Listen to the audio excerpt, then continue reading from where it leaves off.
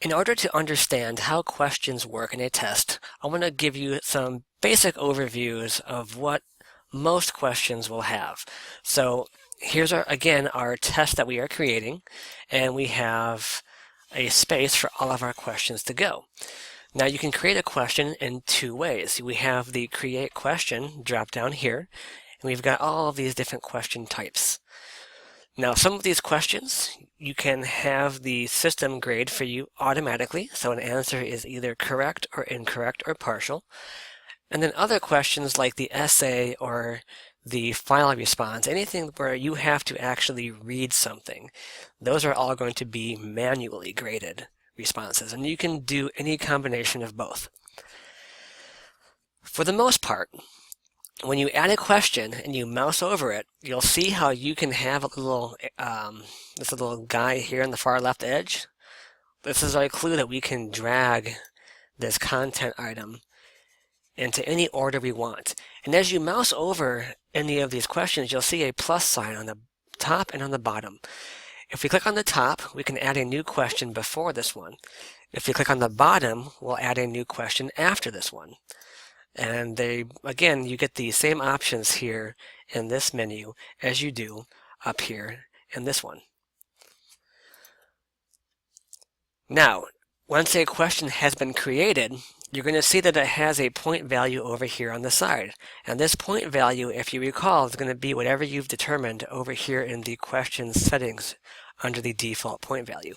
And you can come back here at any time and change this. So maybe I want this to be 1 point and not 10. Go ahead and hit submit. Our point value has changed, and there are our total points now at the top of our quiz with the total number of questions. And if you're being particularly mean, you can even do negative points. So I'm going to say if you answer this question right, -10. And now it's going to basically say 0. So, but you can freak them out. You can also assign a answer as an extra credit simply by clicking on this extra credit box right here. So our test is still worth a total of 10 points because this one question here is 10 points. But you could score as high as 15 because now this question here is worth 5 points extra credit. And you can again change this on the fly anytime you so choose. Now, when you make new questions, or you go to a question like this one and you edit it, and to edit the question, you go to the question title, and over here on the right is that little circle that you click on, and go to edit. So for editing question or making a new one, you're going to have some options here. Not for this one, so that's actually a terrible example. Let's go ahead and go with a multiple choice, multiple choice, there you go. So, for many questions, true or false, multiple answer, multiple choice, you're going to have your question title, you're going to have your question text, so what is the question you are asking, and then you have some options. So when you list your number of answers, are you going to give them a number, a numeral, or a letter, or neither? Again, this is optional. And then for the orientation, are you going to list all of your answers vertically, so one answer, 2, 3, 4, 5, or horizontally, which would be 1, 2, 3, 4, 5.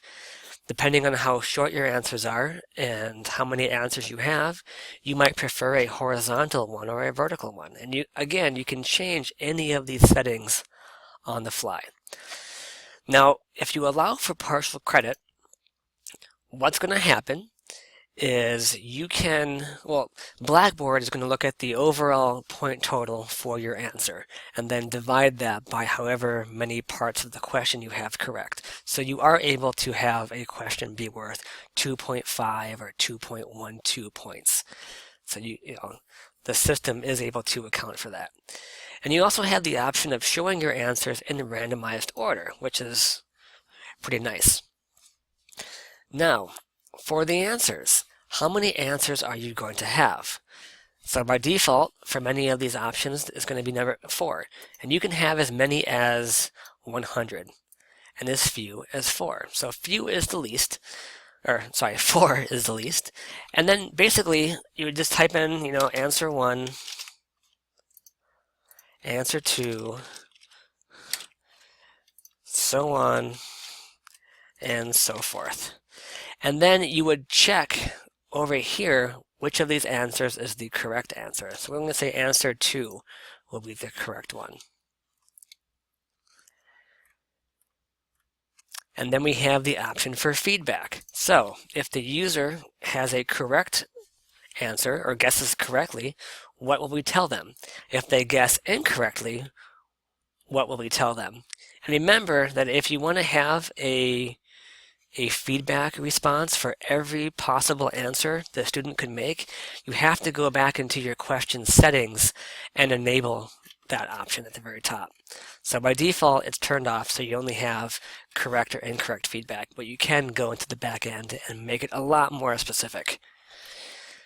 And then you have some notes, and the notes is really just for you. So why are you making this question? What are your goals for it? And this is a great way to kind of keep track of your thoughts as you're designing your test. And again, only you will be able to see these notes. These students cannot. And then for categories and keywords, this is basically will allow you to create tests based off of the level of difficulty. So you could say, this is going to be a moderate question. And in the future, you can create a question pool of just moderate questions with keywords X, Y, or Z, or in a particular topic or category. Now, these are all optional.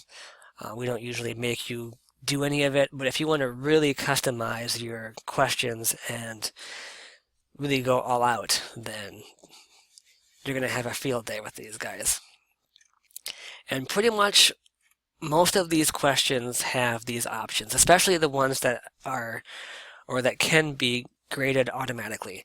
The ones where you have to give a manual response because you're reading an essay or a short answer or a follow response, they're not going to have nearly as many options because, again, it's all manual. Whereas this question here, this multiple choice, is designed for Blackboard to pretty much take care of the grading and the responses for you. And then last but not least, you're going to notice that we actually have 2 submit buttons. So whenever we want to confirm an edit or an addition of a new question, if we hit submit, we're going to add this question back to our test pool. And then we're going to go back to the overall test page where all of our questions are being listed.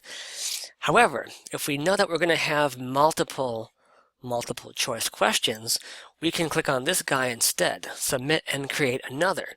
So we're going to add this question to our test, but we're going to immediately jump back to this window where we can configure a brand new multiple choice question. And that way you can take care of all of the multiple choice questions in a row, or again, you can add them individually at any time by the other methods. So it's all up to you.